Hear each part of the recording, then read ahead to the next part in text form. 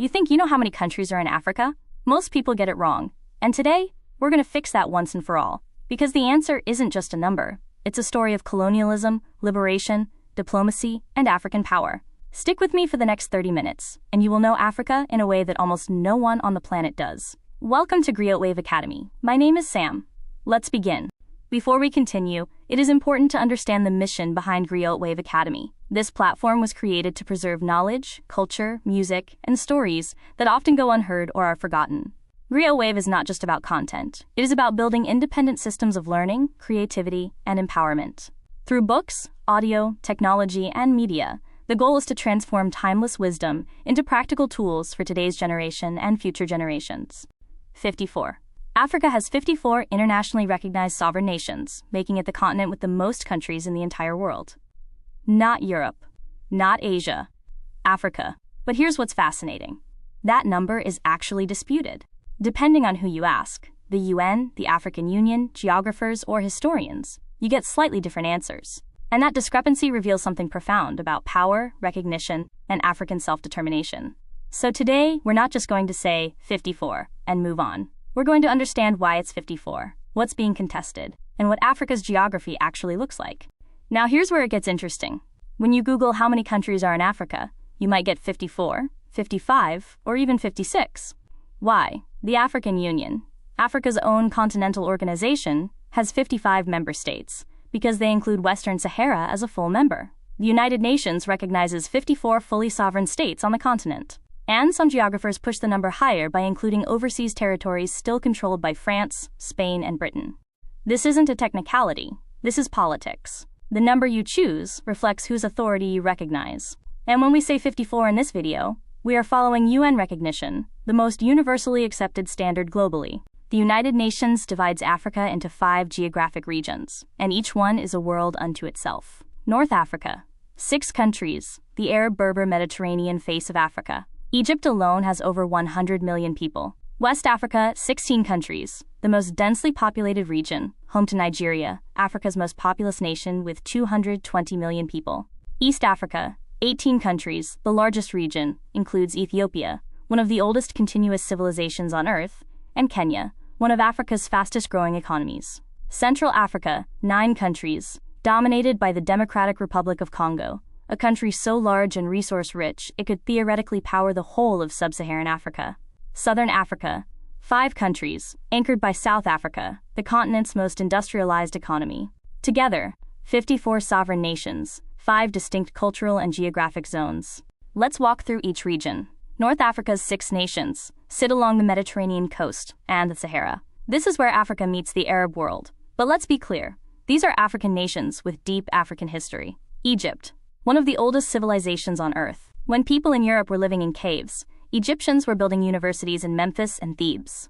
Morocco, a constitutional monarchy that sits at the crossroads of Europe, Africa, and the Arab world. The University of Al-Qarawiyyin in Fez, founded in 859 AD, is considered the world's oldest continuously operating university.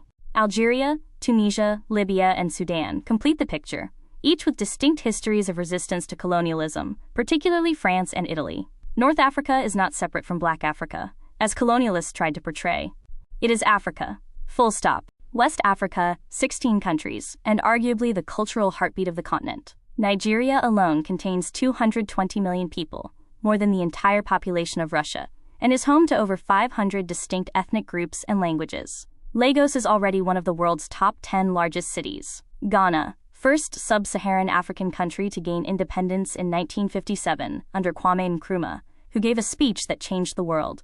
Seek ye first the political kingdom, and all else shall be added. Ghana became the model for African self-determination. Senegal, Mali, Burkina Faso.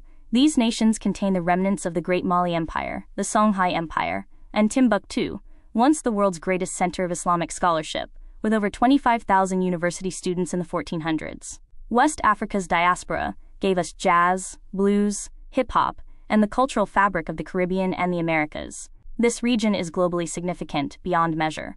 East Africa, 18 countries, and this is where the human story begins. The Rift Valley in Kenya and Ethiopia is where the earliest Homo sapiens fossils have been found.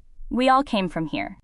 Ethiopia, 113 million people, is the second most populous country in Africa and one of only 2 African nations never colonized by a European power. Ethiopia defeated Italy at the Battle of Adwa in 1896, in one of the most stunning military victories in African history. Kenya's Silicon Savannah, particularly Nairobi, is now one of the world's leading tech ecosystems. M-Pesa, the mobile money revolution that Kenya pioneered, is now studied by economists worldwide. Rwanda, from tragedy to transformation. In just 30 years, Rwanda has rebuilt into one of Africa's cleanest, safest, and fastest-growing economies. GDP growth averaging 7 to 8% annually. South Sudan, Africa's youngest country, having gained independence in 2011. This reminds us, Africa's map is still being written. Central Africa, 9 countries, and at the heart of it is the Democratic Republic of Congo. The DRC is staggering in scale. It's larger than Western Europe. It holds 80% of the world's coltan, the mineral inside every smartphone and electric vehicle battery. It has the world's second largest rainforest, absorbing more carbon than the Amazon per hectare. It has hydropower potential sufficient to power all of Africa twice over. And yet, because of over a century of colonial exploitation, starting with King Leopold II of Belgium, who personally owned the Congo and oversaw the murder of 10 million Congolese, the DRC is still fighting to realize its potential.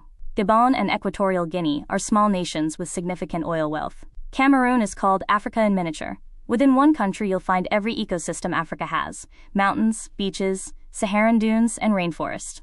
Southern Africa's 5 nations share a deeply interconnected history, bound together by the Nguni and Bantu migrations, by the mineral wealth of the subcontinent, and by the long struggle against apartheid and colonialism. South Africa is the continent's most industrialized nation. It has the JSE, the largest stock exchange in Africa, and produces 77% of the continent's electricity. But it also carries the scars of apartheid, a formal system of racial capitalism that lasted until 1994. Botswana's story is one of the great development success stories in history.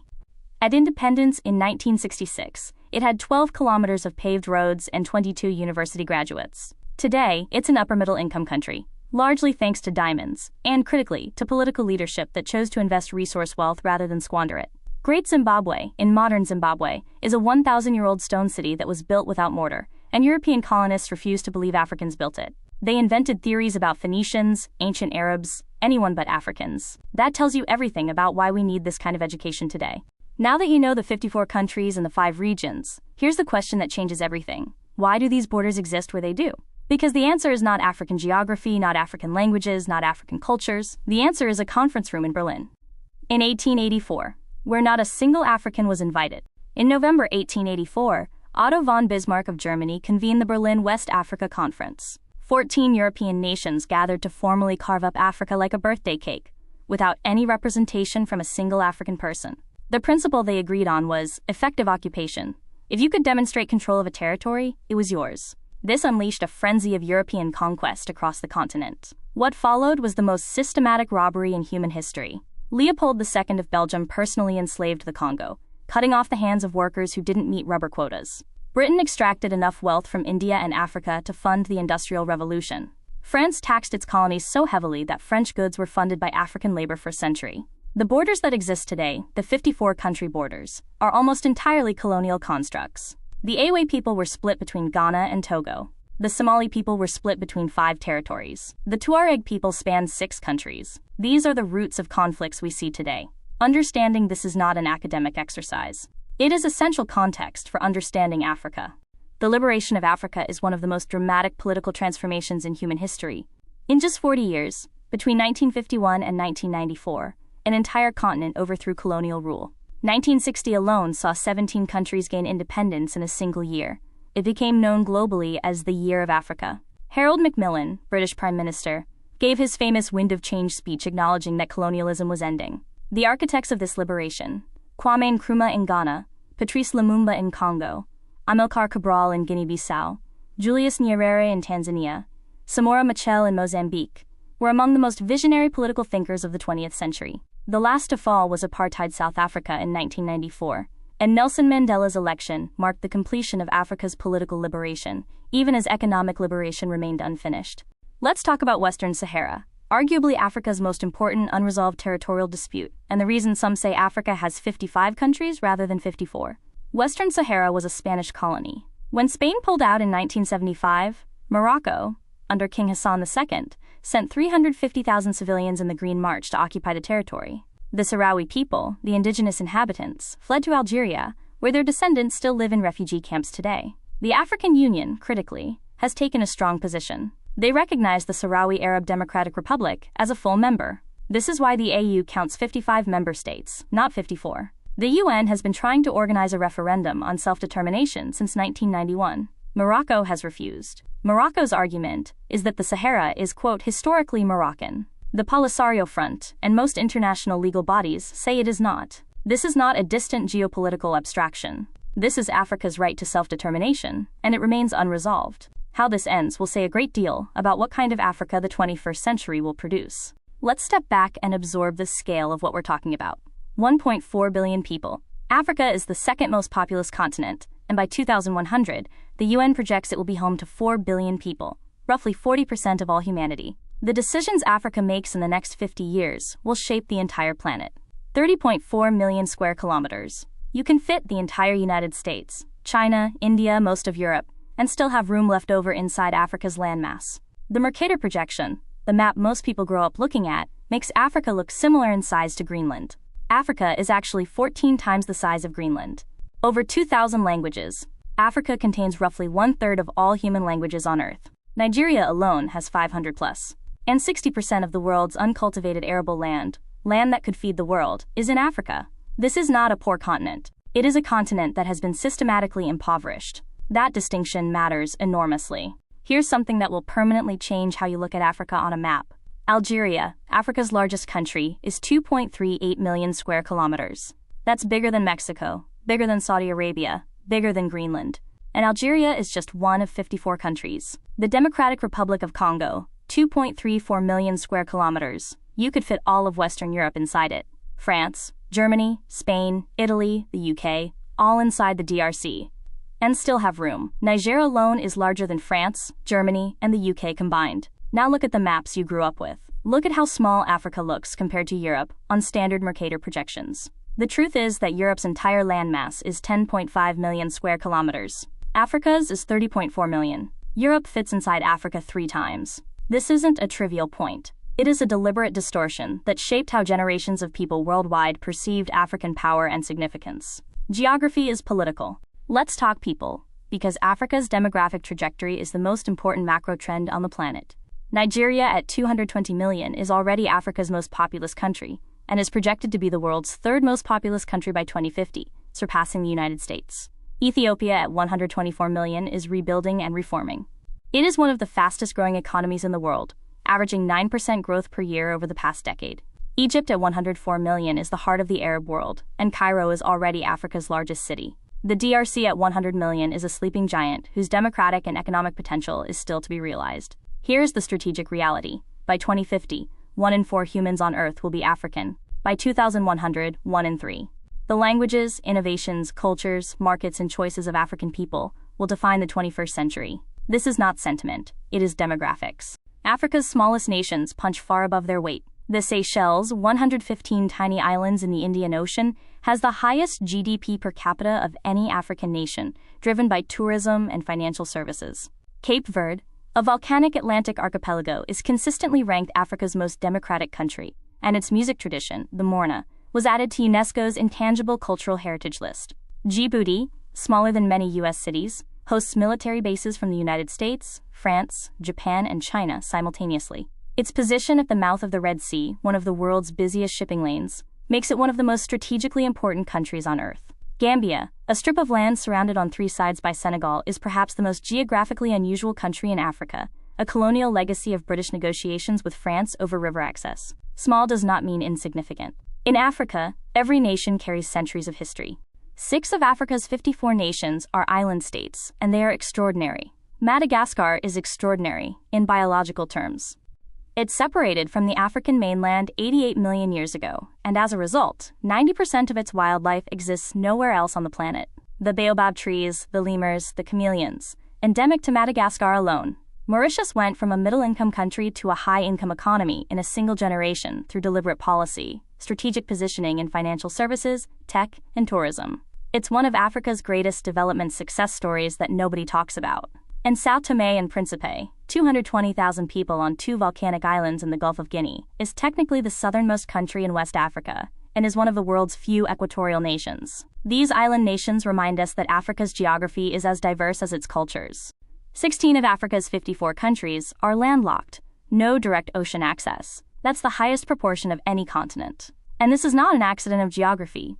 It is a direct result of how European colonizers drew borders without any consideration of African economic geography. For a country like Uganda, Zambia, or Mali, exporting goods means crossing multiple borders, paying multiple duties, dealing with multiple bureaucracies before reaching a port.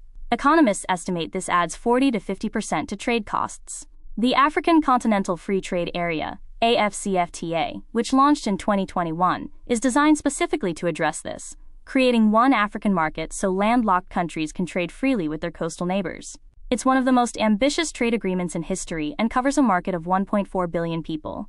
We've covered the geography and the politics. Now let's go deeper into the civilizational richness that makes Africa the most extraordinary continent on Earth. Africa has over 2,000 documented languages, roughly 1/3 of all languages spoken by humans. This isn't fragmentation.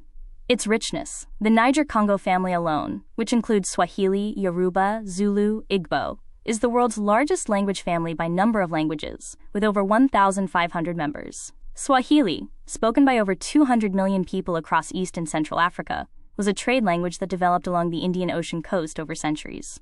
It has no native equivalent of the word please, because Ubuntu, the philosophy of communal humanity, was built into every interaction. The Khoisan languages, spoken by San Bushman communities in southern Africa, contain click consonants that are among the oldest sounds in human language. Linguists believe the San people may be the oldest continuous cultural tradition on Earth. Africa's linguistic diversity is not a weakness to be overcome. It is the living record of thousands of years of distinct human civilizations. The 54 nations of Africa don't exist in a historical vacuum. They are built on the ruins and the inheritance of some of the greatest civilizations in human history. Kemet, ancient Egypt, a 3,000-year continuous civilization. The pyramids of Giza were the tallest structures on Earth for over 3,800 years. The Mali Empire, under Mansa Musa I, who ruled in the 1300s, is thought by economists to have been the wealthiest individual in history, with inflation-adjusted wealth estimated at $400 billion. When he went on pilgrimage to Mecca in 1324, he brought 60,000 people and so much gold that he crashed the gold price across the Mediterranean for a decade. Great Zimbabwe, the stone city that colonial historians refuse to attribute to Africans, had trade routes extending to China and Persia. Porcelain from Guangzhou was found in its ruins. These are not footnotes. These are the foundations on which today's 54 nations stand. The 54 nations of Africa are not simply separate units. They are increasingly coming together under the African Union, and the vision is extraordinary. Kwame Nkrumah said in 1963, "Africa must unite." He understood that no single African country, no matter how large, could compete individually with the imperial powers. But a united Africa, with its resources, its people, its land, is a different proposition entirely. The AFCFTA, African Continental Free Trade Area, which entered into force in 2021, is the world's largest free trade area by participating countries. Its potential, multiplying intra-African trade from 15% today to over 50% by 2035. That's a revolution. The single African passport, inspired by the Schengen area in Europe, would allow any African to travel freely across all 54 nations. Currently, some African passports require visas to visit 50 or more other African countries. That is a colonial inheritance that the AU is working to dismantle. Africa's top economies are large, growing, and increasingly integrated into global supply chains in ways that give African nations real leverage. Nigeria's economy has diversified significantly. Yes, oil remains critical, but Lagos's tech sector, Nollywood, the world's second-largest film industry by output, and financial services are driving a different kind of growth. Egypt has positioned itself as a logistics hub. The Suez Canal alone generates $9 to $10 billion annually for Egypt. And the Grand Egyptian Museum in Giza, opened in 2023, is the largest archaeological museum in the world. Morocco has become Africa's gateway to Europe. It has signed more free trade agreements than any other African country and is a major automotive manufacturing hub. Ethiopia's state-owned Ethiopian Airlines is the most profitable airline in Africa and one of the fastest growing in the world. The combined GDP of Africa, over $3 trillion, is set to triple by 2050. The African market is not the future. It is the present. Here is the resource reality that the world's most powerful nations understand but rarely discuss publicly. 80% of the world's coltan, the mineral inside your smartphone, comes from the DR Congo. 75% of the world's platinum, essential for clean energy fuel cells, comes from South Africa. 70% of the world's cobalt, needed for every electric vehicle battery, comes from the DR Congo. The green energy revolution that Europe and America are building, it runs on African minerals. The smartphones in every pocket worldwide, African coltan. The diamonds on the hands of people on every continent, African stones. Africa is not resource poor.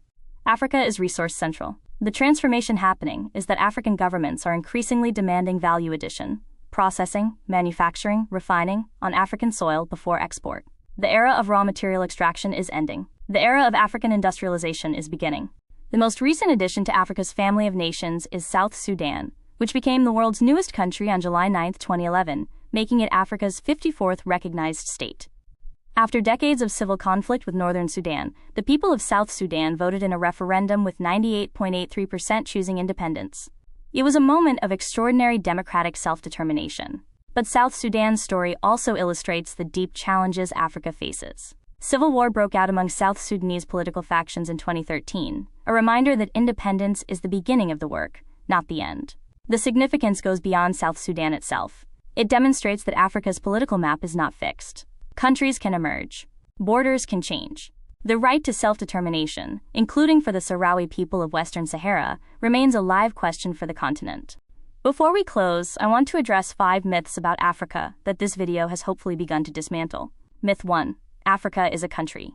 It is not. It is 54 countries, as different from each other as Norway is from Nigeria or Japan is from Jordan. Myth 2. Africa is uniformly poor. The Seychelles has a higher GDP per capita than some Eastern European nations. Mauritius is classified as a high-income country. And across the continent, a rising middle class of 350+ million people is already transforming African economies. Myth 3. Africans had no history before colonialism. Timbuktu had 25,000 university students in the 1400s.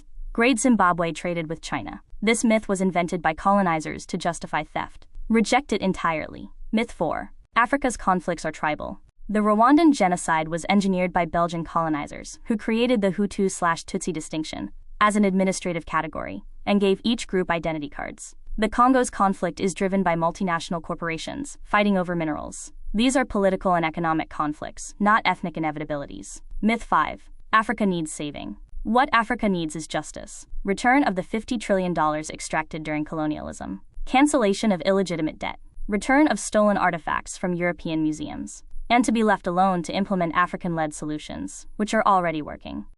Here they are, all 54.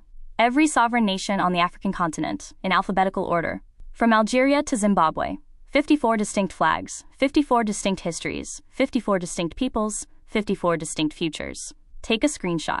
Share this, because knowing these countries, truly knowing them, is the beginning of understanding the most important continent of the 21st century.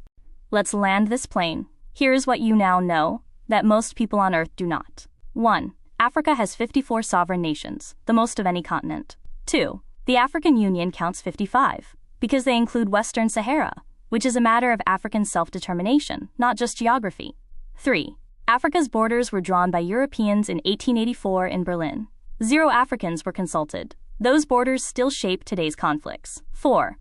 Africa is 30 million square kilometers, speaks 2,000 languages, holds 1.4 billion people, and contains the majority of the world's uncultivated agricultural land. 5. Africa's civilizational history stretches back millennia, to Kemet, to Mali, to Great Zimbabwe, civilizations that were sophisticated when Europe was in the Dark Ages. 6. Africa's integration through the African Union and AFCFTA is accelerating. The Africa of 2050 will be unrecognizable from the Africa of today. Africa's 54 nations are not just a number. They are 54 liberation stories, 54 civilizational inheritances, 54 futures that will shape every one of ours. The next time someone asks, how many countries are in Africa? You don't just say 54.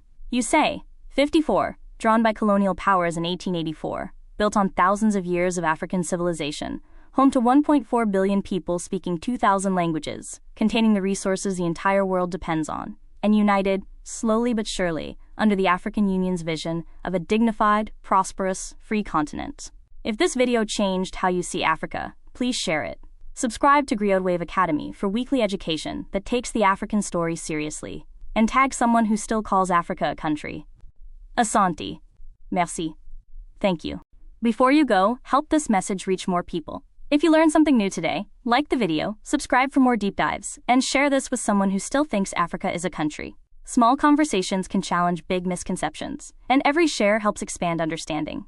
If you want to explore this topic further, scan the QR code for additional resources, recommended readings, maps, and extended discussions. There is far more to Africa than what can fit into a single episode, and this is only the beginning of a much deeper journey into the continent's history, cultures, people, and future.